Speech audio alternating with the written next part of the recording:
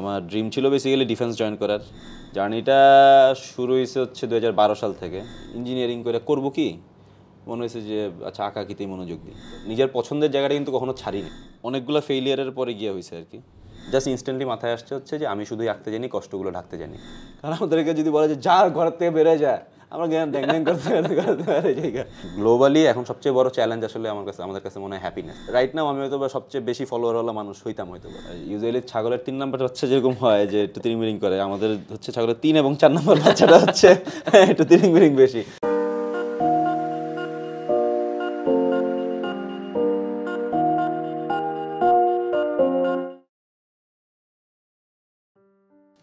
প্রিয় দর্শক, সবাইকে স্বাগত জানাচ্ছি গল্পগ্রাফি সিজন 2 এর চতুর্থ পর্বে। আজকে আমাদের সাথে উপস্থিত আছেন কার্টুনিস্ট মোর্শেদ মিশু। আসসালামু আলাইকুম ভাইয়া। ওয়ালাইকুম আসসালাম ভাই। ভাইয়া, আপনি তো উন্মাদে এখন সহকারী সম্পাদক হিসেবে কর্মরত আছেন। জি। সো এই উন্মাদের জার্নিটা আপনি কেমন উপভোগ করেন? উন্মাদ আসলে এটা কর্মরত বললে মনে হয় যেটা চাকরি হ্যাঁ, কিন্তু আমরা উন্মাদ আসলে it's more like a family. হ্যাঁ, এটা পরিবারের মতন। আমার কার্টুনিস্ট মোর্শেদ মিশু হয়ে ওঠার পেছনে সবচেয়ে বড় অবদান অ্যাকচুয়ালি উন্মাদের। হ্যাঁ, মানে উন্মাদ না থাকলে, স্পেশালি জাহাসান বস, মানে আমাদের যে বস না থাকলে আসলে আমার কার্টুনিস্ট হওয়া হইতো না কখনো। জার্নিটা শুরু হয়েছে হচ্ছে 2012 সাল থেকে। সো সেই হিসাবে আমার, এবং ইন্টারেস্টিংলি জুন মাসেই শুরু হয়েছিল। সো আমার 10 বছর, হ্যাঁ অলমোস্ট, মানে 10 বছর হয়ে গেছে। মানে 10 বছরে পা দিলাম আর কি মনে হয়। আচ্ছা। সো এই যে এক দশক, সেটা অনেকগুলো ফেইলিয়ারের পরে গিয়ে হয়েছে আর কি। আমার ড্রিম ছিল বেসিক্যালি ডিফেন্স জয়েন করার। ওইটা যখন হয় নাই, 2 দফা আইএসএসবি রেড কার্ড রিজেক্টেড হওয়ার পর অনেক কিছু ট্রাই করতে করতে আমার একটা বন্ধু আছে নাহিয়ান, কলেজ লাইফের ফ্রেন্ড।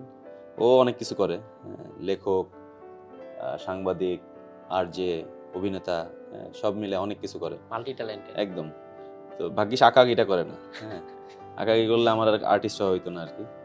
তো আঁকাআঁকি বাদে মোটামুটি সে সবই পারে। আর আমি হচ্ছে তখন ও আমার মোটিভেট করছিল আর কি যে এই ক্রিয়েটিভ সাইডে ট্রাই করার জন্য। তো আমি আমাদের লেখালেখি করানোর ট্রাই করতো, কবিতা, গল্প, তারপরে আমরা একসঙ্গে ফটোগ্রাফিও করার ট্রাই করছি। তো ওইগুলা সামহাউ ফেইল হয়েছে বিভিন্ন কারণে। লেখালেখি করার জন্য তো প্রচুর পড়তে হয়। হ্যাঁ, পড়তে আমাদের সমস্যা নেই, কিন্তু লেখার জন্য যে পরিমাণ জ্ঞান থাকা দরকার ওইটা মনে হয়েছে যে এত জ্ঞান এখনো হয়নি যে লেখালেখি করবো। হ্যাঁ, আর ফটোগ্রাফি একটু এক্সপেন্সিভ, অনেক ডিভাইস কেনা লাগে। হ্যাঁ, তো এইটাতে পরে বোঝা গেছে যে আচ্ছা আঁকাআঁকি যখন করতেছিলাম দেখলাম যে একটা কলম, পেন্সিল, হ্যাঁ, কাগজ হইলেই হয়ে যায়। তো আমরা দুজন একসঙ্গে হচ্ছে একদিন উন্মাদে গেছিলাম। তারপরে বস বলছেন যে আচ্ছা ভালোই তো আঁকো, তাহলে উন্মাদে কাজ করো, উন্মাদে কাজ দাও। তো এটা শুই না ফার্স্টে বিশ্বাস নেই আর কি। এরকম প্রত্যেক সংখ্যায় হচ্ছে পরবর্তী বেশ কয়েক মাস হচ্ছে কি এরকম কাজ নিয়ে যাইতাম। তো বস বলতো যে হ্যাঁ পরের সংখ্যায় ছাপাই দিব। পরের সংখ্যা কিনতাম আর দেখতাম যে কাজ নাই। হ্যাঁ, তখন বুঝি নাই, বাট পরে গিয়ে বুঝছি আসলে যে এটার পিছনে 2টা রিজন ছিল। আমি নিজেরা মনে করতাম আসলে যেহেতু কাজ খারাপ এই জন্য হয়তো বা ছাপানো হয় না, বাট রিজন অ্যাকচুয়ালি ওইটা না। রিজন ছিল হচ্ছে বস অ্যাকচুয়ালি দেখার ট্রাই করছিল যে আমার মধ্যে আঁকাআঁকির আগ্রহটা আছে কিনা। কারণ এত বছর ধরে উনি একটা পত্রিকা চালাচ্ছে যেখানে প্রচুর কার্টুনিস্ট একসময় আসছে। হ্যাঁ, 1-2 বার ছাপানোর পরে দেখা গেছে আগ্রহ হারায় গেছে, ওরা আর কাজ করে নাই। তো বস ওইটা দেখার ট্রাই করছিল হয়তো। সো ওইখান থেকে 2012 সালে একটা এক্সিবিশন দিয়ে জার্নিটা শুরু। মনে আছে এক্সিবিশনে আমি একটা কার্টুন বস আমার 4 বার আঁকাইছিল, 4 বার বা 5 বার আঁকাইছিল আর কি। ফার্স্টে আইডিয়া ঠিক হয় নাই, তারপরে হচ্ছে আইডিয়া ঠিকঠাক করার পরে বলছে হচ্ছে কি কাগজে আঁকছো, ঠিকঠাক হয় নাই। এরকম বহুতভাবে করার, রিজেক্ট করার পর সো রিজেকশন ব্যাপারটা আমার মধ্যে সবসময়, মানে এখন ইউজড হয়ে গেছি আর কি। আমি রিজেক্ট হইলে গায়ে লাগে না আর, বরং খুব সহজে কোনো কিছু সিলেক্ট হয়ে গেলে আমার কাছে মনে ওহো বেশি সহজ হয়ে গেল মনে হচ্ছে। বসকে কি তাহলে একজন মেন্টর ফিগার হিসেবে বলবেন? অলওয়েজ। উনি বাংলাদেশের, আমার কাছে তো মনে হয় যে উন্মাদের উসিলায় মানে বাংলাদেশের মেবি 80% আরো বেশি হইতে পারে, 80-90% প্রফেশনাল কার্টুনিস্ট বের হয়েছে উন্মাদের উসিলায়। মানে যদি আমি এবং সব ম্যাক্সিমামই হচ্ছে ধরেন নন প্রফেশনাল, মানে ব্যাকগ্রাউন্ডটা একাডেমিক, আঁকাআঁকির ব্যাকগ্রাউন্ড না। হ্যাঁ, বাংলাদেশে চারুকলার বাইরে ইউজুয়ালি আঁকা আঁকির সাহস কেউ করতে পারে না। হ্যাঁ, উন্মাদি মেবি একটা জায়গায় যেখানে হচ্ছে গিয়ে যে যারা আঁকতে পারে না তাদেরকে কার্টুন শেখানো হয়, শিখতে শিখতে ওদেরকে মানে কাজের থ্রুতেই শিখতে শিখতে ডেভেলপমেন্টটা হয় উন্মাদে। হ্যাঁ, সো বরং বস প্রেম মজা করে বলে আর কি যে ভালো আঁকলে বরং উন্মাদে কাজ করা কঠিন। হ্যাঁ, সো এবং এটার মধ্যে একটা মজাও আছে আর কি যে আপনি যদি উন্মাদের পুরান সংখ্যা কেউ যেমন মেহেদি ভাই, তন্ময় ভাই, হ্যাঁ, যখন শুরু করছে এবং এখন যখন ওনাদের কাজ মানে কতখানি ডেভেলপমেন্ট হয়েছে এটা আসলে পুরানো উন্মাদ ঘাটলে টের পাওয়া যায়। তো ডেফিনেটলি মেন্টর, শুধু মেন্টর মানে গুরু মেন্টর যাই বলেন না কেন, বস অ্যাকচুয়ালি আমাদের বটগাছের মতন আর কি। মানে ওখানে কালচারটাই আসলে এরকম যে মানে সবাই সবার সাথে মিলে এই কাজগুলো করে, সবাই সবার কাজ দেখে। হ্যাঁ হ্যাঁ হ্যাঁ, অলওয়েজ। এবং ওইটা আমরা ওই যে বসের কাছ, যেমন আমি যখন উন্মাদে ফার্স্ট গেছিলাম, দেখা যেত যে যতটুকু পর্যন্ত বস সময় পাইতেন আমাদের যে জুনিয়র যারা যাইতাম আমরা হাতে ধরে উনি দেখাইতেন যে আচ্ছা এই জায়গায় ভুল, এই জায়গাটা ডেভেলপ করো, এই জায়গাটা ঠিক করো, হ্যাঁ, কি চেঞ্জ আমি পরের সংখ্যায় আনতেছি ওগুলা দেখো। এবং এক পর্যায়ে হচ্ছে যখন থাকে না যে কতদিন আর শিখাইবো উনি, হ্যাঁ, অন্যরাও তো আর ওনার অন্য কাজও তো আছে, তখন হচ্ছে উনি সিনিয়র যারা আছে যে তন্ময় ভাই, মেহেদি ভাই, হ্যাঁ, মিতু আপু, অনিক খান, অনিক ভাই যদিও কার্টুনের মানুষ না, বাট আইডিয়ার জায়গায় আইডিয়ার ব্যাপারগুলোর জন্য বস হচ্ছে ওনাদের কাছে ঠেলে দেয়। হ্যাঁ, সো কেউ দেখা যায় যে যেমন অনেকেই আছে যারা এখন ঢাকা কমিক্সের সঙ্গে কাজ করতেছে, অনেকেই আছে যে কার্টুন পিপলের সঙ্গে কাজ করতেছে, তন্ময় ভাইয়ের যেটা, হ্যাঁ, ঢাকা কমিক্স তো মেহেদি ভাইয়ের। হ্যাঁ, সো অনিক ভাই যেমন আইডিয়ার কোনো সংকটে পড়লে আমরা অনিক ভাইয়ের কাছে যাই, কোনো জ্ঞান দরকার পড়লে অনিক ভাইয়ের কাছে যাই। হ্যাঁ, মিতু আপু ওনার মতন করে ইন্ডিভিজুয়ালি কাজ করছে, এবং অনেক মানে বাকি সবাই যারা আছে, রাজীব ভাই যেমন হচ্ছে এজেন্সিতে আছেন একটা। হ্যাঁ, সো কেউ না কেউ কোনো জায়গায় আছে, বাট সবার রুট আসলে ওই উন্মাদেই। হ্যাঁ, সো উন্মাদে কোনো কিছু হইলে বা হইলে এটা আমাদের সব জায়গাতেই শুরুতেই বলে দেওয়া থাকে যে উন্মাদের কাজ হইলে ভাই আমরা হুকড, অন্য কিছু তখন আর করবো না, এরকম আর কি একটা বিষয়। হ্যাঁ, এই আঁকা আঁকির 10 বছর এটা নিয়ে কোনো সেলিব্রেশন প্ল্যান আছে কিনা? আছে, বলা যাবে আমাদের? মানে আছে বলতে হচ্ছে দুইটা প্ল্যান আছে, যদিও প্ল্যান বলে ফেললে হয় না আমার কাছে, বাট মানে কি আসে যায় আর কি।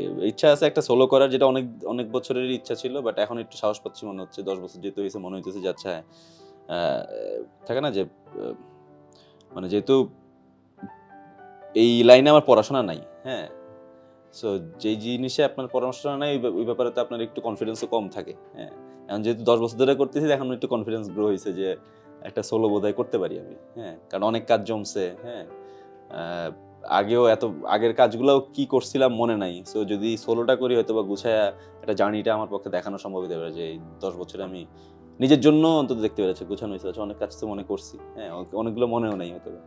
বইও করার ইচ্ছা আছে ওইটা কালেকশনটা নিয়ে। কি হবে জানি না এখনো। না, আমরা অপেক্ষায় রইলাম ভাইয়া দেখার জন্য। এমনিতে আঁকা আঁকি কি ভাইয়া ছোটবেলা থেকেই করতেন?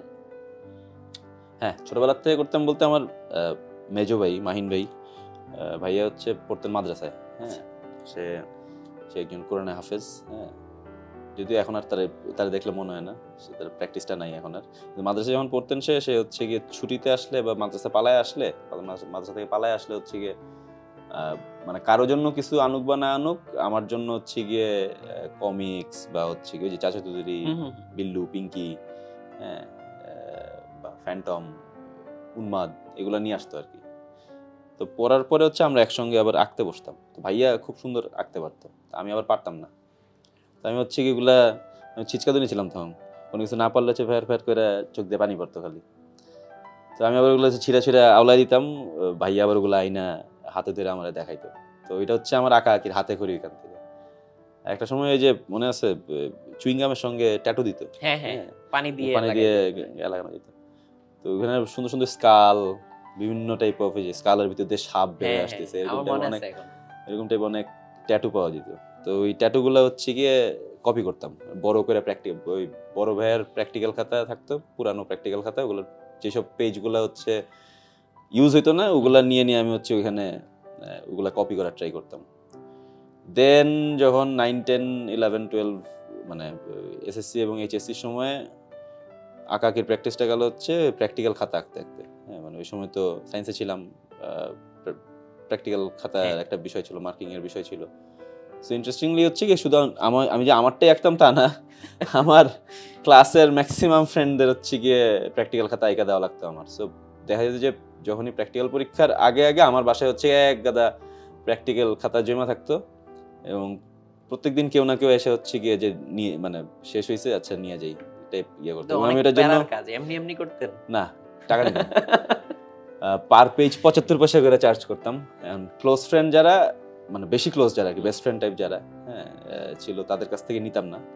বাট থাকে না যে ওদের দিয়ে হচ্ছে বাকিদেরটা ইয়া করে, ঝিকে মেরে কি জানি, ঝিকে মেরে বউকে শেখানোর টাইপ যে ব্যাপারটা আর কি, যে ওদের কাছ থেকে নিচ্ছি, হ্যাঁ ক্লোজ ফ্রেন্ডদের কাছ থেকে নিচ্ছি আর তোরা কি, এরকম টাইপ একটা ব্যাপার করে, হ্যাঁ যে হ্যাঁ সুমন দিতেছে, ফখরুল দিতেছে, তোরা কেন দিবি না, হ্যাঁ আর না দিলে হচ্ছে সুমন ফখরুলে পাঠাইতাম, যা টাকা উদ্ধার করে নিয়ে আয়, হ্যাঁ অমনে করে। হ্যাঁ তখনও খারাপ কামাইতাম না মনে হয়, যদিও মনে নাই কয় টাকা কামাইতাম, কিন্তু 75 পয়সা করে হইলেও তো খারাপ না। 10 পাতা আঁকলেও তো কয় টাকা হয় না, 100 পাতা আঁকলে 75 টাকা হয় মনে না, ওই তো ম্যাথমেটিক্স অনুযায়ী তো তাই হয় আর কি। হ্যাঁ হ্যাঁ এরকমই। তার মানে তো আর্টিস্ট হিসাবে ভাইয়া ইনকাম শুরু অনেক আগে থেকেই। হ্যাঁ টু সাম এক্সটেন্ট অনেক আগে থেকেই বলা যায়, যদি এটা আমি কখনো গণাই ধরিনি কেন। হ্যাঁ আসলেই তো। হ্যাঁ না, এটা তো গেল উৎসাহের গল্প যে ভাইয়ার কাছ থেকে আপনি ছবি আঁকা শিখতেন, ছবি এঁকে হচ্ছে ফ্রেন্ডদেরকেও হেল্প করতেন। কোনো সময় কি হচ্ছে এই আঁকাআঁকি নিয়ে কোনো বাধার সম্মুখীন হয়েছিলেন পরিবার থেকে বা বন্ধু মহল থেকে? ভাই মিডল ক্লাস ফ্যামিলিতে বড় হয়েছি। হ্যাঁ মানে ধরেন যে থাকে না, আমার ফ্যামিলি হচ্ছে গিয়ে যে যদি ইন এ নাটশেল বলি হচ্ছে আমার আব্বা ফ্রিডম ফাইটার, হ্যাঁ আমার দুলা ভাই হচ্ছে আর্মি অফিসার, আপু হচ্ছে টিচার, বড় ভাই হচ্ছে নেভি অফিসার, মেজো ভাইয়া আর আমি হচ্ছে গিয়ে মানে টোটালি যারা বলে হচ্ছে গিয়ে ইউজুয়ালি ছাগলের 3 নাম্বারটা হচ্ছে যেরকম হয় যে একটু তিরিং করে, আমাদের হচ্ছে ছাগলের 3 এবং 4 নাম্বার বাচ্চাটা হচ্ছে একটু তিরিং বেশি। হ্যাঁ আমরা দুজনই হচ্ছে একটু বাউন্ডুলে টাইপ হয়ে গেছি। আর ভাইয়ার হওয়ার পিছনে রিজন আছে যে সে মাদ্রাসায় পড়ছিল, পড়তে ইচ্ছা করতো না তার ওইখানে, সে ওইখান থেকে আবার কলেজে ব্যাক মানে তাই না কলেজে আসছে, রেগুলার যেই কারিকুলাম ওইটার মধ্যে আসছে, তারপরে তার অনেক গ্যাপের ব্যাপার স্যাপার ছিল, তারটা মেনে নেওয়া যায়। কিন্তু আমারটা আসলে যেটা হয়েছে যে আমার কোনো এক্সকিউজ ছিল না কখনোই। আর মিডল ক্লাস ফ্যামিলিতে না এই যে সামহাউ এই আর্ট বা ক্রিয়েটিভ ব্যাপার স্যাপারের প্রতি আগ্রহ দেখানোর ব্যাপার স্যাপার খুব একটা থাকে না। যেমন আমি খুব ভালো ক্রিকেট খেলতাম, হ্যাঁ খুব ভালো লেগ স্পিন করতাম। তো আন্ডার 15 বা 16 এর ওই যে স্কুল ক্রিকেট যখন হয়, তো স্কুল ক্রিকেটেও খেলছি তখন মনে হচ্ছে আচ্ছা ক্রিকেট তো ভালোই লাগে খেলতে, বাসায় গিয়ে বলি, হ্যাঁ বড় বাইরে বলছি, বড় বলছে ক্রিকেট খেলে কি হবে, হ্যাঁ সো এই যে দেখেন জাতি একটা ভালো ক্রিকেটার হারাইল। আমিও সাকিব আল হাসানের মতন, হ্যাঁ শেন ওয়ার্ন টাইপ বঞ্চিত আমরা, বঞ্চিত। মোর্শেদ মিশু হইতে পারতাম লেগ স্পিনার। হ্যাঁ যাই হোক, তো ভাইয়ার কারণে হইলো না। হ্যাঁ তো আঁকা আঁকির যে ব্যাপারটা কখনো সাহসই পাই নাই যে মানে আমি আর্টিস্ট হমু, এরকম কইল যে আসলে মিডল ক্লাস ফ্যামিলি। আর আমাদের ইউজুয়ালি বাসার থেকে তো আমাদের কখনোই এরকম হয় না যে আমাদের ক্রিয়েটিভ কোনো কিছু শেখানো হয়েছে। হ্যাঁ সামহাও আলহামদুলিল্লাহ বোধহয় জেনেটিক্যালি ছিল, আম্মার মধ্যে বিষয়টা হয়তো ছিল, বা আম্মা বা আব্বা কারোর মধ্যে একজনের মধ্যে জেনেটিক্যালি ব্যাপারটা ছিল বলে হয়তো বা আর্টিস্টিক ব্যাপার স্যাপারগুলো এক্সপ্লোর করার, নিজের থেকে এক্সপ্লোর করার একটা সুযোগ হয়েছে আর কি। এবং যেটা আমি মানে পোলাপাইন করে মাঝে মধ্যে বলি আর কি, যে সবসময় না সবকিছু বলতে হয় না ফ্যামিলিতে। হ্যাঁ মানে ইউজুয়ালি কি হয়, আমরা যখন খারাপ কোনো কিছু করি, খারাপ বদ অভ্যাসটাই ব্যাপার স্যাপারগুলো কিন্তু আমরা তো বলি না, তাই না? এলাকার মানুষ বা কেউ এসে যখন বিচার দেয় তখন গিয়ে ধরা পড়ে, তাই না?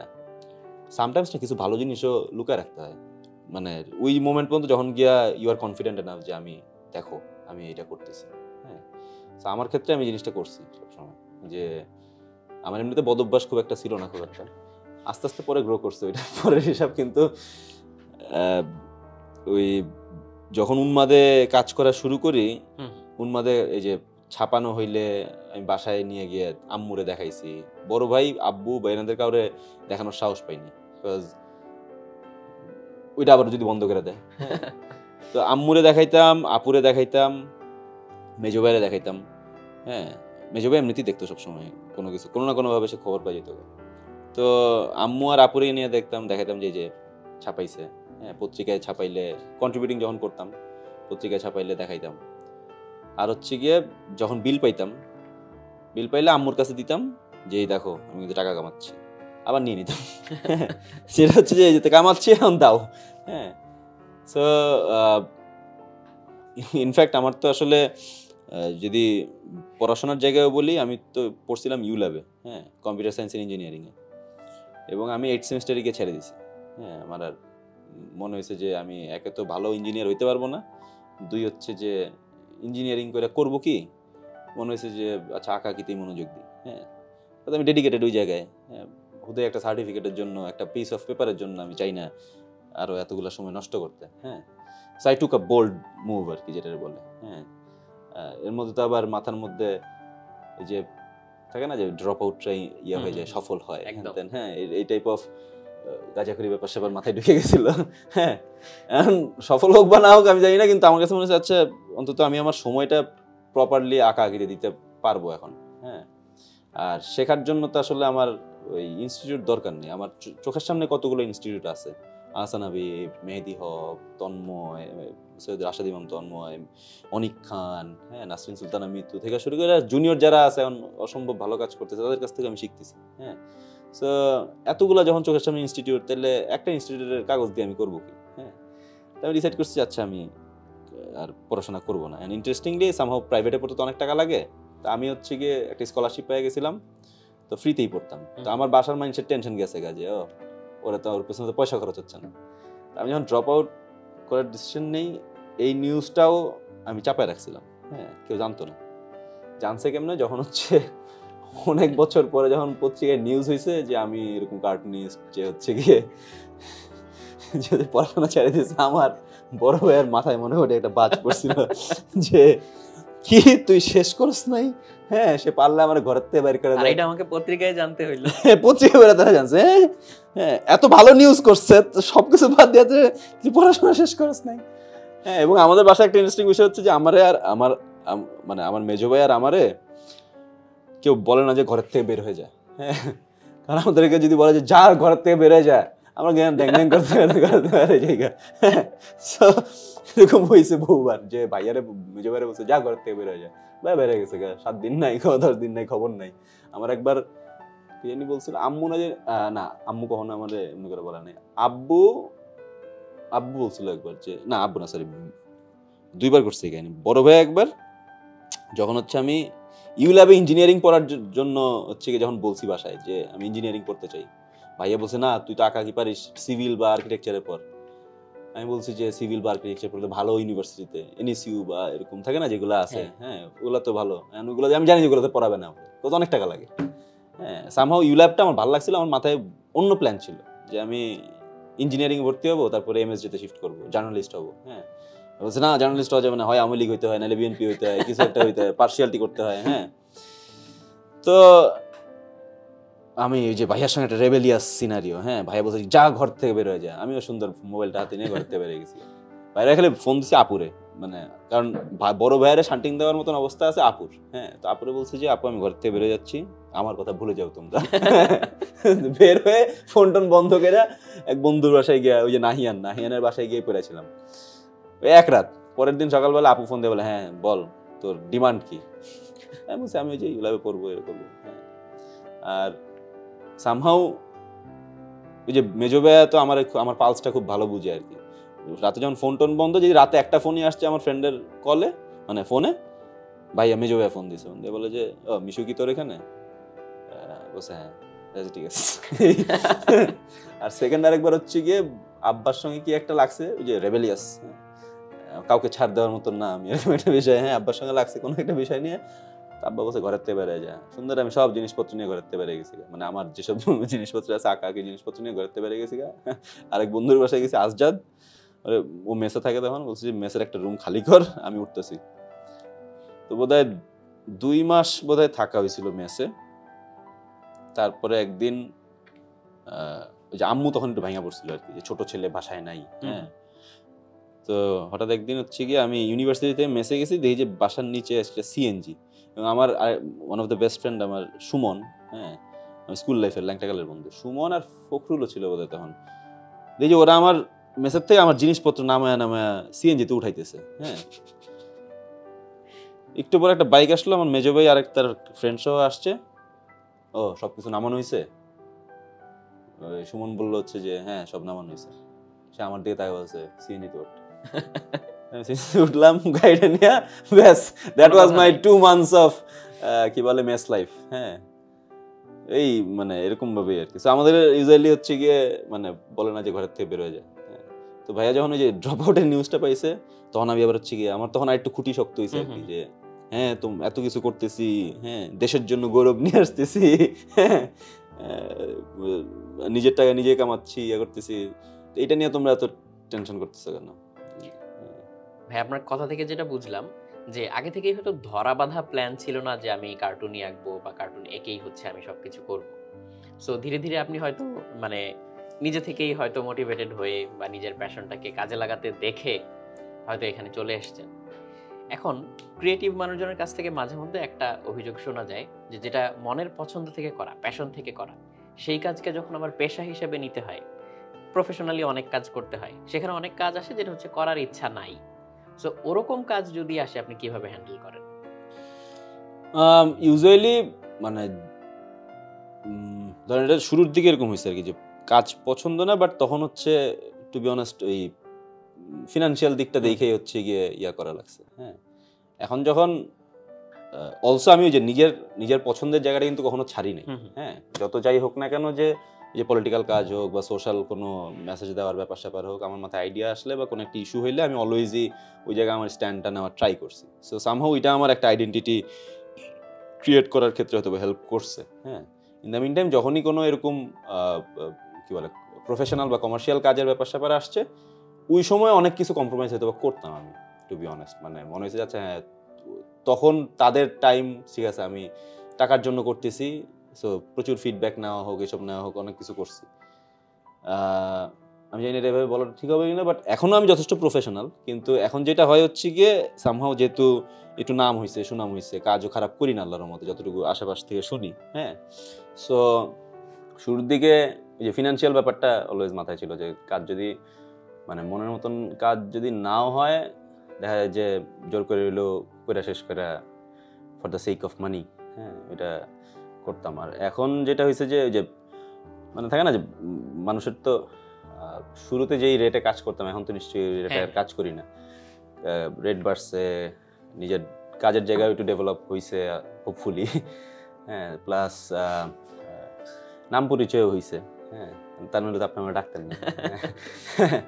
সো কাজ টাজ করে অ্যাওয়ার্ডও পাইছি। হ্যাঁ তো আমার মনে হচ্ছে আচ্ছা ঠিক আছে, নিজের একটা ভয়েসের জায়গাও, নিজের পছন্দের জায়গাও নিশ্চয়ই ক্রিয়েট হয়েছে। সো এই ক্ষেত্রে যেটা এখন করি হচ্ছে, ইট মে সাউন্ড একটু হয়তো অ্যারোগেন্ট, বাট আর্টিস্ট একটু অ্যারোগেন্ট হইলে সমস্যা নেই আর কি। হ্যাঁ সো এখন যেটা হয়েছে হচ্ছে যে যেই কাজ পছন্দ হয় না, যদি না করতে না পারি, সেক্ষেত্রে হচ্ছে অনেক টাকা চার্জ করি। হ্যাঁ সো যখন অ্যামাউন্টটা অনেক বেশি হয়, হয় তাদের এন্ড থেকে না হয়ে যায়, আর যদি হয় তাহলে দুই সাইডেরই লাভ।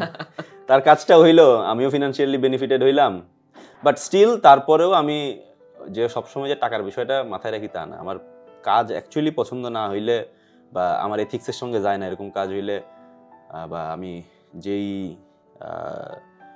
জিনিসপত্র আমি বিলিভ করি না ওরকম কোনো ব্যাপার স্যাপার যদি আমার দিয়ে প্রমোট করাতে চায়, বা আমি যে জিনিস ইউজ করি না বা আমি যে জিনিস বিলিভ করি না, হ্যাঁ সোশ্যাল কোনো ব্যাপার স্যাপার হোক বা ইয়ার পলিটিক্যাল কোনো ব্যাপার স্যাপার হোক, এরকম ব্যাপার স্যাপার যখন আমি যে জিনিস বিলিভ করি না, ওই জিনিসগুলোতে আমি টাকা দিয়ে হইলেও আসলে আমার পাওয়া হয়তো বা পসিবল হয় না। হ্যাঁ সো ওই জায়গায় হয়তো বা আমি পোলাইটলি স্ট্রেট নো বলি আর কি, যে ভাই হইতেছে না, পারতেছি না বা করবো না, এটা আসলে আমার সঙ্গে যায় না। তারিক ভাইয়ের একটা টি শার্টের ডিজাইন দেখলাম ডলারের মধ্যে আপনার ছবিওয়ালা, এটার গল্পটা যদি একটু বলতেন। এইটা উনি ভালোবেসে আমারে ডিজাইন করে দিয়েছে, টু বি অনেস্ট। হ্যাঁ মানে আমি জানি না ওনার কাছে কেন মনে হয়েছে যে টাকা পয়সা মিশুর কাছে হাতের ময়লা। টাকা পয়সা হাতের ময়লা। সো আমি তো দেখি না আমার হাতে, এই কারণে ওই যে এটা মনে মানে যে এখন তো আর হাতে ময়লা থাকে না, স্যানিটাইজার দিয়ে আমরা ময়লা দূর করে ফেলি। হ্যাঁ সো আমার হাতে ময়লাও থাকে না, সামহাও আমার হাতে টাকাও থাকে না, কিন্তু ওনার কাছে কেন মনে হয়েছে টাকা পয়সা হাতের ময়লা। যাই হোক ভালোবাসা উনি আমার হচ্ছে গিয়ে এই হয়তোবা ডলারের জায়গায় টাকার উপরেই বসাইতো, কিন্তু ওইটা তো আসলে সম্ভব না। ওইটা একটু হয়তোবা মানে কি বলে মানে আইন গর্হিত কাজ হয়ে যেতে বোধ হয়। হ্যাঁ সো এই জন্য dollar is a safe thing, এই কারণে উনি তাও তো খুব বেশি বড় ডলারের উপর দেয়নি, $1 উপরে $1 ছিল, হ্যাঁ, $1 $1 ছিল, রাইট? সো $1 উপরেই দিছে। So আমার মূল্য আসলে $1, 100 টাকা। হ্যাঁ। ভাই আপনার গ্লোবাল হ্যাপিনেস চ্যালেঞ্জটা নিয়ে একটু বলেন। আমি সবগুলো ছবিই দেখেছিলাম। মানে মূল ছবিগুলো ছিল হচ্ছে খুবই দুঃখের এবং এই ছবির দিকে তাকালে হচ্ছে মানে যে কারো মন কেঁদে উঠবে এরকম। সেই ছবিগুলোকে আপনি হচ্ছে হ্যাপিনেস দিয়ে চেঞ্জ করতে চেয়েছিলেন। আইডিয়াটা এটাই আসলে যে মানে থিং ইজ আমরা কেউই তো নিশ্চয়ই ওয়ার চাই না, হ্যাঁ? মানে যুদ্ধ, আম, উম, মানে যুদ্ধে যেটা হয় যে পুরা রাষ্ট্র তো আর যুদ্ধে যুক্ত হয় না শুরুতে। শুরুতে তো হয় হচ্ছে গিয়ে যে মানে কোনো না কোনো পক্ষের সঙ্গে মতবিরোধ যখন হয় তখন গিয়ে হচ্ছে যুদ্ধের ব্যাপারটা হয়, কিন্তু আলটিমেটলি সাফার কিন্তু করে হচ্ছে সাধারণ মানুষ। আমরা যারা একদম সাধারণ যারা তারাই গিয়া সাফার করে, হ্যাঁ? জান যায় তাদের, হ্যাঁ, ফ্যামিলির থেকে মানে লোক হারায় তারা, হ্যাঁ।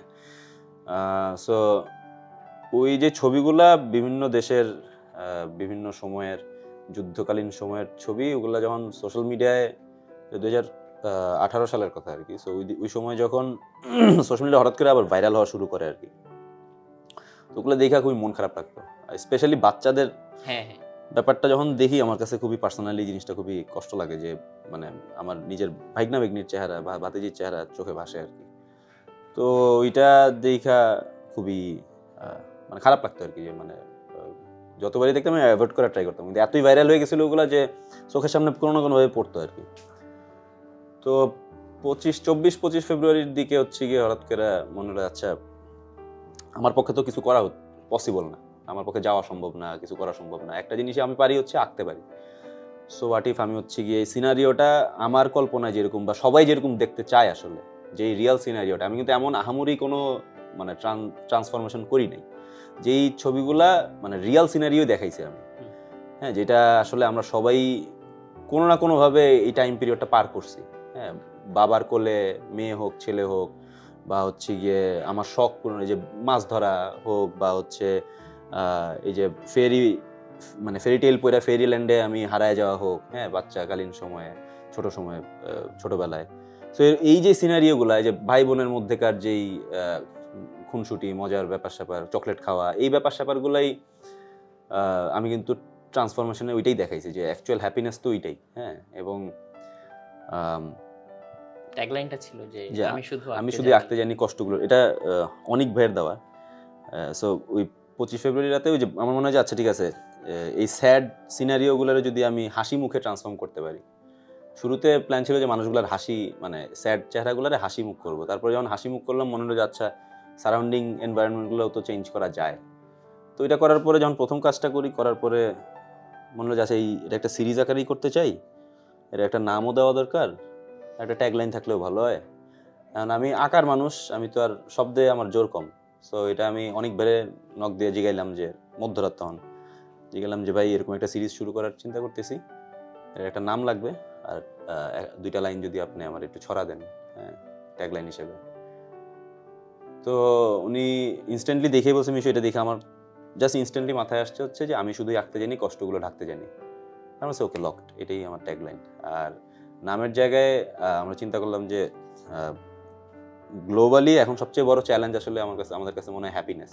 কারণ আমরা সবাই এটা খুঁজতেছি, কোনো না কোনোভাবে আমরা সবাই ডিস্টার্ব, হ্যাঁ, মেন্টালি ফিজিক্যালি হোক, যে কোনোভাবেই হোক, আমরা কোনো না কোনোভাবে সোশ্যালি কোনো না কোনোভাবে হচ্ছে ডিস্টার্ব। যাদের দেশে ওয়ারও নাই, যেমন আমাদের ওয়ার নাই, কিন্তু স্টিল আমরা কোনো না কোনো কারণে ডিস্টার্ব। সো ওই কারণে আমাদের কাছে মনে হয়েছে যে আচ্ছা গ্লোবালি সবচেয়ে বড় চ্যালেঞ্জ এখন happiness, so why not global happiness challenge. তো ওইটা দিয়েই শুরু, হ্যাঁ। তারপরে টোটাল এখন পর্যন্ত 11টা ইলাস্ট্রেশন করছি, যেটা প্রথমবার অনেক ভাই বলছিল যে যেটা আমি বিশ্বাস করি নাই, তাই না, নিজের উপরে ভরসা তো কম, হ্যাঁ। তো অনেক ভাই বলছিল যে Mishu, mark my word, this will take you places, হ্যাঁ, this thing will remain kind of, মানে উনি ওনার মতো করে বলছে যে this will remain forever. তুমি যেটা করছো তুমি নিজেও জানো না তুমি কি আঁকছো, কি করছো। আমি তখন বিলিভ করি না যে আমারে অনেক ভাই আমার কেন এত বাটার দিচ্ছে, ওনার বাটার দেওয়া লাভ কি আমারে, হ্যাঁ, সিনিয়র মানুষ, আমার কেন বাটার দিবে। কিন্তু অ্যাকচুয়ালি যখন এটা আমি প্রথম ওয়ান আফটার না আদার যখন পোস্ট করা শুরু করি, শুরুতে তো দেশে মানুষজন জিনিসটা শুধু শেয়ারের উপরেই ছিল, হ্যাঁ। ইন্টারন্যাশনালি মানে যারা দেখছে, যাদের কাছে পৌঁছেছে সবাই হচ্ছে গিয়ে তাদের তাদের এটার কি বলে, তাদের আগ্রহ দেখে আর কি আমার কাছে, আমি নিজে তখন অবাক হয়ে গেছিলাম যে ওকে তারা এটার এত পাত্তা দিচ্ছে। ওকে মানে আমি তো আমার একটা থট প্রসেস থেকে আঁকছি, বাট দ্যাট মিনস এটা অ্যাকচুয়ালি সবার মাথাতেই আসলে এই জিনিসটাই থাকে সবসময়, যেটা আমি হয়তো একটু সহজভাবে আইকা ফেলাইতে পারছি, যেটা হয়তোবা হাজার হাজার শব্দে মানুষজন সবসময় লিখছে, আমি এটা হয়তোবা একটা চারকোনা বাক্সের মধ্যে আমি এই জিনিসটা আঁকতে পারছি। হ্যাঁ, এবং দেখলাম যে প্রায় 40টা দেশের মানে 250+ বা 300-র মতন নিউজ প্ল্যাটফর্মস, মানে সেটা সোশ্যাল মিডিয়া হোক, নিউজ এজেন্সি হোক, টিভি হোক, যত প্ল্যাটফর্ম আছে সব জায়গায় জিনিসটা ছড়াইছে। তারা এটা নিয়ে ইন্টারভিউ করছে, আমার ইন্টারভিউ করছে, এটা মানে তাদের মতন করে লিখছে, করছে। তুরস্কে এক্সিবিশন হয়েছে, ইরান এবং তুরস্কের যে দৈনিক পত্রিকায় সবার আগে, ইন্টারেস্টিংলি সবার আগে নিউজ করছে ইরান, তুরস্ক। হ্যাঁ, ওদের লিটারেলি মানে ফুল পেজ, মানে আমার ছবি ছাপায়া ইন্টারভিউ, যে ল্যাঙ্গুয়েজে, একটা হচ্ছে পার্সিয়ান ল্যাঙ্গুয়েজ মানে ফার্সিতে ইরানে, আর হচ্ছে গিয়ে টার্কিশ ল্যাঙ্গুয়েজে হচ্ছে গিয়ে তুরস্কতে। হ্যাঁ, আমি তো ওগুলার তো আর জানি না, ট্রান্সলেশন তো জানি না। হ্যাঁ, তো ওইটা আবার আমার ট্রান্সলেশনও করে দিচ্ছে বাংলাদেশে ইরানি যারা আছে বা টার্কিশ যারা আছে, তারা এরকম নক দিয়া যে এটার মিনিং এইটা, এইভাবে বলছে, ভালো কথাই বলছে, গালি দেয়নি তোমাকে। তো ওগুলা দেখা খুবই ভালো লাগছে। আচ্ছা ঠিক আছে, মেবি আই ডিড সামথিং যেটা অ্যাকচুয়ালি মানে একটু হইলেও হয়তো বা মানুষের মনে হোপ, যে ব্যাপারটা, হোপটা হয়তো বা জাগাইতে পারছে। আপনি তো ভাই এরপরে ফোর্বস 30 আন্ডার 30-তেও এসেছেন। হ্যাঁ, এরপরে 2019 সালে হচ্ছে ফোর্বস যে 30 আন্ডার 30, এটা আমাদের বাংলাদেশে ওসামা বিন নূর ভাই হচ্ছে কি আমার কাজগুলা সে হচ্ছে নমিনেট, মানে আমার হচ্ছে নমিনেট করে এবং ফোর্বসের চোখে পড়ে আর কি কাজগুলা। এবং ফোর্বসের সঙ্গে যখন মানে নাম আসে, এবং আমি হংকংয়ে হচ্ছে সামিট হয়েছিল আর কি, সামিটে যাওয়ার পরে ওইখানের যে সাব এডিটর ছিল, তিনি আমার মানে যখন যে এক্সিবিশন হয়েছিল এখানে একটা ছোট, তো উনি তখন বলছিলেন যে আমরা ইউজুয়ালি এরকম কাজ, আমরা এটা কি বলে, মানে আমরা এরকম কাজ, মানে যেহেতু ফোর্বস হচ্ছে একটা ফিনান্সিয়াল ম্যাগাজিন, হ্যাঁ, all they care about money. হ্যাঁ, আমারটা এখানে না কোনো রেভিনিউ আসছে, না এটা কোনো মানে it's not a money making thing. হ্যাঁ, এটা আমি করছি আউট অফ লাভ, মানে আউট অফ মাই রেসপন্সিবিলিটি। হ্যাঁ, সোশ্যাল ইমপ্যাক্টটা তো সোশ্যালের, হ্যাঁ, ওই জায়গার থেকে তোরা বলছে যে এইরকম কাজ আমরা ইউজুয়ালি সিলেক্ট করি না, কিন্তু আপনার কাজটা ওই লেভেলে, বাংলায় বলে না, ইংরেজিতে বলছে। হ্যাঁ, আপনার কাজটা এমনই ইম্প্যাক্টফুল কাজ আমাদের কাছে মনে হয়েছে যেটা আমরা অ্যাভয়েড করতে পারিনি। হ্যাঁ, তো আমার কাছে মনে ওকে, যদি ফোর্বসের মতন একটা ম্যাগাজিন বলতে পারে ব্যাপারটা, তার মানে বোধহয় আমি অনেক ভাই মিথ্যা কথা বলে নাই আর কি। হ্যাঁ, হয়তোবা একটা ভালো কাজ করছি, এবং টু বি অনেস্ট এটা আমার অনেক দিক থেকে অনেক কিছুর পার্সপেক্টিভ আমার চেঞ্জ করে দিছে।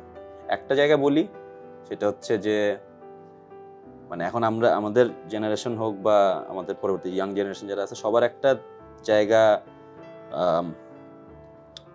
কনসার্ন দাঁড়াইছে হচ্ছে গিয়ে যে লাইক, ফলোয়ার্স। হ্যাঁ, এই কেন্দ্রিক একটা বিষয়, যে আমার কন্টেন্টে কত লাইক হইলো, শেয়ার হইলো কত, ফলোয়ার হইলো কত। হ্যাঁ, গ্লোবাল হ্যাপিনেস চ্যালেঞ্জের আগেও আমার সামহ মাথার মধ্যে আচ্ছা দেখি তো আমার একটা কার্টুন আঁকছি, দেখি তো কেমন হইলো, কেমন সারা ফেলাইলো, হ্যাঁ হইলো, তেন হইলো। গ্লোবাল হ্যাপিনেস চ্যালেঞ্জ বোধহয় আমার জানার মতে এরকম ভাবে ছড়াইছে কাজ, রিসেন্ট টাইমে কোনো কাজ এরকম আছে কিনা আমার জানা নেই। যদি আমি কাউন্ট করতাম যে সারা দুনিয়াতে যত পেজ বা ইয়ার থেকে, যদি এটা আমার অ্যাকাউন্টে যদি ওই লাইকস, শেয়ারস বা ফলোয়ার্সদের ব্যাপারটা যদি আমার ইয়াতে থাকতো, তাহলে হয়তো বা রাইট নাও আমি হয়তো বা সবচেয়ে বেশি ফলোয়ারওয়ালা মানুষ হইতাম হয়তো বা গ্লোবালি। হ্যাঁ, ফলোয়ারওয়ালা আর্টিস্ট হইতাম হয়তো বা। হ্যাঁ, তো ওই মোমেন্টটা আমার কাছে মনে হয়েছে যে ওকে, দোজ থিংস ডাজন্ট ম্যাটার। যেসব পেজ বা যেসব জায়গার থেকে বা যেসব মিডিয়া, এইসব আল জাজিরা বলেন বা হচ্ছে গিয়ে বোধহয় টাইমস, নিউ ইয়র্ক টাইমস বা এরকম কয়েকটা বাদে মোটামুটি আমার জানা মতো অনেক, মানে কোনো জায়গায় বাদ দেয় না এরকম, মানে দেখছি যতটুকু আমার চোখে পড়ে আর কি। হ্যাঁ, বিভিন্ন ভাষায়, আমি অ্যাকচুয়ালি গুগলে সার্চ দিতাম হচ্ছে এরকম ভাবে যে কোন কোন মানে ভাষা ওয়াইজ, ল্যাঙ্গুয়েজে, বিভিন্ন ল্যাঙ্গুয়েজে যখন দেখতাম, আচ্ছা ওকে চাইনিজ ল্যাঙ্গুয়েজে, তার মানে চায়নাতে ঢুকছে বিষয়টা, গ্রিক ল্যাঙ্গুয়েজ তার মানে হয়তো বা গ্রিসে ঢুকছে। হ্যাঁ, সো ওই হিসাব করলে মানে এমন এমন জায়গায় জিনিসটা গিয়েছে যে যাদের ওই যে কি বলে, মানে ওইটাতে এঙ্গেজমেন্ট আমার অরিজিনাল যে আমার পেজ ওইটার থেকেও বেশি। আমার তো কনসার্ন হচ্ছে কি আমি তো ক্লেম করতে পারতাম ও শেট আমার জিনিস তোমার মেরে দিলা, হ্যাঁ গিভ মাই লাইকস ব্যাক। আমার মাথায় তখন আসছে হচ্ছে কি ওকে ইম্পর্টেন্ট হচ্ছে কি যে আমি যে মেসেজটা দিতে চাইছি এটা ছড়াইতেছে কিনা। হ্যাঁ সো আমি বলবো যে মানে ইট গোজ উইথ যে কোনো কন্টেন্টের ক্ষেত্রে ভাই মানে এমন কিছু করেন যেটা অ্যাকচুয়ালি হয়তো এটা সবসময় হয়তো পসিবল না, বাট যদি সম্ভব হয় মাথায় এমন কোনো আইডিয়া যদি থাকে ওইটারে ইমপ্লিমেন্ট করায় মনোযোগ দেন বেশি, রাদার দেন ওইটার রিচ কি হবে। হ্যাঁ বা কারণ জিনিস ভালো হলে ultimately it will sustain always. অনেক ভাই যেভাবে বলে যে কি প্লাম না, হ্যাঁ হ্যাঁ কি প্লাম না, হ্যাঁ ওই কি প্লাম নার দিকে তাকানোর চেয়ে বরং কি করলাম নার দিকে তাকানো ভালো, যে ওইটাই বরং বেটার, যে করতে থাকাটা জরুরি। ভাইয়া সম্ভবত আসিফ ভাইয়ের একটা কার্টুন ছিল, আমার ঠিক মনে নাই, ওইখানে উনি দেখাচ্ছিলেন যে সবাই ভাত খাচ্ছে, একজন রুটি খাচ্ছে কোনায় বসে। কেন? কারণ ও আর্টিস্টের ভাত নাই। সো ইয়াং অ্যাসপারেন্ট আর্টিস্ট যারা মনে করছে যে না আমি আসলে এটাকে পেশা হিসেবে নিতে চাই, তাদের জন্য কি আপনার কোনো সাজেশন আছে? আমি ভাই এমনিতেও সাজেশন খুব একটা দিই না, হ্যাঁ বিকজ আমার কাছে মনে হয় যে এখন যারা ইয়াং যারা আছে আর্টিস্ট যারা আছে ওরা অনেক স্মার্ট, হ্যাঁ অনেক স্মার্ট অনেক দিক থেকে। হ্যাঁ তারা এখন জানে আসলে যে ওদের ক্ষুধাটা কোন জায়গায়, হ্যাঁ এবং ওরা কি করতে চায়, দে আর ওয়ে মোর ক্লিয়ার দেন আমাদের টাইমে জানে, এবং ওরা অনেক রেবেলিয়াস। তারা যা করবে ওটার enough planning, enough resource, enough জিনিসপত্র ওরা প্ল্যান করেই নামে। হ্যাঁ সো ওদের আমার মনে হয় না যে খুব বেশি জ্ঞান দেওয়ার দরকার আছে। তো স্টিল যারা এখনো হয়তো বা মানে ওই যে ক্লুলেস যে কি কেমনে করবো, সহজ হিসাব যে এখন তো সোশ্যাল মিডিয়ার থ্রুতে ভাই যোগাযোগ করা কঠিন বিষয় না। হ্যাঁ একজন গুরু খুঁজে বের করেন, হ্যাঁ মানে এবং গুরুরে রিচ করাও আসলে কঠিন বিষয় না। আসেনিফ স্যারেরও এখন ইয়া আছে সোশ্যাল মিডিয়া, মানে উনি ফেসবুক ইউজ করেন, কতটুকু অ্যাক্টিভ থাকেন জানি না, বাট ওই যে উন্মাদ অফিসের লোকেশনও মানুষ জানে। হ্যাঁ তারপরে আমাদের রিচ করা এমন কোনো কঠিন বিষয় না। কার্টুন পিপল আছে, আকান্তিস আছে, হ্যাঁ যারা আঁকাআঁকি করতে চায়, যে মাইটি পাঞ্চ আছে অ্যানিমেশন নিয়ে কাজ করতেছে, অন্তিক অ্যানিমেশন নিয়ে কাজ করতেছে, এরকম প্রচুর মানুষ আছে। ঐশিক, ইসমাম, রাকিব, তারপরে রেহনুমা, মাহাতাব, হ্যাঁ প্রসূন, অসংখ্য আর্টিস্টের নাম আমি বলতে পারবো যাদেরকে রিচ করা কঠিন কোনো বিষয় না। চায়ের দোকানই পাওয়া যায় ওগুলো, হ্যাঁ চারুকলার দিয়ে গেলে পাওয়া যাবে, যে এলাকায় থাকে ওই এলাকায় পাওয়া সম্ভব, আর কিছু না হোক অন্তত সোশ্যাল মিডিয়ায় নক করা সম্ভব। সো একজনের গুরু বানানো হোক, মানে গুরু বানান। হ্যাঁ আমি যেমন আমার গুরু হিসেবে আসানা ইবরে পাইছি, লাকিমি। হ্যাঁ আমি যেমন গুরু হিসেবে খুব একটা ভালো না, সুবিধার না। হ্যাঁ সো বাকি যারা আছে খুবই সিরিয়াস, সবার সঙ্গে যোগাযোগ, যেমন আমরা কার্টুন পিপল থেকে প্রত্যেক সপ্তাহে স্কেচ বুক স্যাটারডে করি।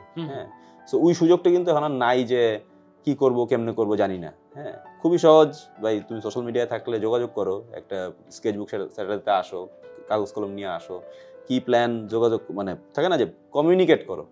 হ্যাঁ আগ্রহটা কোন জায়গায়, নিজের স্ট্রাগল ভাই নিজেরই করতে হবে। আর আমার কাছে মনে হয় যে যেই জিনিস করার প্রতি তোমার আগ্রহ আছে এটা কোনো স্ট্রাগল না। স্ট্রাগল হচ্ছে কি যেটা করতে চাও না কিন্তু করতে হচ্ছে, হ্যাঁ ওইটা হচ্ছে স্ট্রাগল। হ্যাঁ সো যেই জিনিস করার জন্য যদি মানে যেটাতে আগ্রহ আছে আপনার, ওইটা করার জন্য যাবতীয় যা করা দরকার এ টু বি, মানে এ থেকে বি পর্যন্ত যাওয়ার জন্য এটা কখনোই স্ট্রাগল না আমার কাছে মনে হয়। হ্যাঁ সো যেমন আমার কাছে আঁকাআঁকি করার পুরো জার্নিটা আমার কোনো স্ট্রাগল মনে হয়নি, টু বি অনেস্ট। আমি বলবো না যে আমি খুবই স্ট্রাগলিং টাইম পার করছি, কখনো খেতে পেরেছি খেতে পারিনি, ওইসবের ধানাই পানাইতে আমি যাবো না ভাই। ওরা আমার কাছে স্ট্রাগলিং লাগছিল হচ্ছে গিয়ে মেবি টু সাম এক্সটেন্ট যখন ইঞ্জিনিয়ারিংটা আমি করতেছিলাম, সামহাও টাকা দেওয়া লাগেনি বলে আমার হয়তো ওই একটা প্রেশারের জায়গায় আমার কম ছিল। হ্যাঁ সামহাও ওইটা আমি স্ট্র্যাটেজিক্যালি জিনিসটা সর্ট আউট করছি হয়তো বা। হ্যাঁ কারণ ইউনিভার্সিটিতে পড়তে পাস করতে বা ভালো রেজাল্ট আনতে বেশি কিছু লাগে না। এসএসসি এইচএসসিতে ভালো রেজাল্ট করা অনেক টাফ তুলনামূলকভাবে। সো এসএসসি এইচএসসিতে ভালো রেজাল্টের দিকে ফোকাস করেন, তারপরে কি করবেন ওইটা আসলে ইউনিভার্সিটিতে ওঠার পরে তখন ফ্রিডম আরও বাইরে যায়। হ্যাঁ সো ওই টাইমে এই যে কমিউনিটি যারা আছে, আপনার যেটাতে আগ্রহ, ফটোগ্রাফিতে আগ্রহ হলে ফটোগ্রাফির কমিউনিটির সঙ্গে যোগাযোগ করেন। হ্যাঁ আঁকাআঁকিতে আগ্রহ হলে আঁকাআঁকির কমিউনিটির সঙ্গে যোগাযোগ করেন। লেখালেখিতে আগ্রহ হলে প্রচুর সাহিত্য সমাবেশ হয়, ওগুলোতে যোগাযোগ করেন। হ্যাঁ একজনের গুরু বানান, গুরুর পিছনে একটু দৌড়ান, একটু হ্যাঁ যোগাযোগ করেন, আগ্রহ দেখান। যখন আগ্রহ দেখাবেন একটা মানুষ ডেফিনেটলি আপনারা শিখাইতে, তার কাছে অন্তত যতটুকু আছে ততটুকু শিখাইতে সে আগ্রহী হবেই। আর শেখার জন্য এখন অনলাইন আছেই, হ্যাঁ প্রচুর প্ল্যাটফর্ম আছে, মানে ইউটিউবেই আছে হাজার হাজার শেখার অপশন। ঠিক আছে, ওইটাও বাদ দিলাম। এখন প্রচুর অনলাইন এটা কি বলে কোর্স হ্যাঁ হ্যাঁ করাইতেছে অনেকে, হ্যাঁ, ফ্রিতেই করাইতেছে, অল্প টাকায় করাইতেছে, হ্যাঁ। সেটাতেও যদি সমস্যা হয়, ওই যে বললাম যে কোনো আর্টিস্ট বা কোনো মানুষ আপনার কেউ শিখতে আসলে ফেরায় দেওয়ার মতন আমি জানি না, যে আমি আমার চোখে আমি দেখি নেই কখনো। সো আমার সঙ্গে জিনিসটা ঘটে নেই যেহেতু, আই থিঙ্ক যে কেউ আইসা কখনো যদি ফিরায় দেয় আপনারে, তাহলে দ্যাটস নট ইউর গুরু, তাহলে লুক ফর অ্যান আদার গুরু, হ্যাঁ। বাট গুরুমুখী বিদ্যাতে আমি অলওয়েজই বিশ্বাসী, যে কোনো ক্ষেত্রেই হোক, হ্যাঁ। তার মানে নিজের আগ্রহ এবং ইচ্ছা সেটাকে বাস্তবায়ন করার জন্য হচ্ছে এরকম একজন মেন্টর বা গুরুর কাছে যদি যাওয়া যায়, তাহলে হচ্ছে এটা একটা ভালো পাথওয়ে সেট করে দিতে পারে বলে always always, because at least উনি যে ভুলগুলো করছিল এটা আগের থেকে জানা রাখতে পারবে আপনার। তারপর আপনি ভুল করেন আর না করেন, দ্যাটস আপ টু ইউ, হ্যাঁ। ভুল করাটাও জরুরি লাইফে, ভুল করে শিখবেন, যে এটা সবচেয়ে বেশি হবে। যেমন দেন, এটা সবচেয়ে বড় এক্সাম্পল হচ্ছে মানুষ যখন প্রেম করে, হ্যাঁ, যখন প্রেম করার পরে ছাকা খায়, খুবই রেয়ার কেস মানুষজনের যে একটা প্রেমই করছি সারা জীবন টিকে গেছে, এটা খুবই রেয়ার কেস, হ্যাঁ। প্রেম করে ছাকা খায়, তারপরে আবার একটা প্রেম করে, আগের ভুলটা আবার সেম ভাবে করে না, ওইখানে গিয়ে নতুন করে একটা ভুল করে।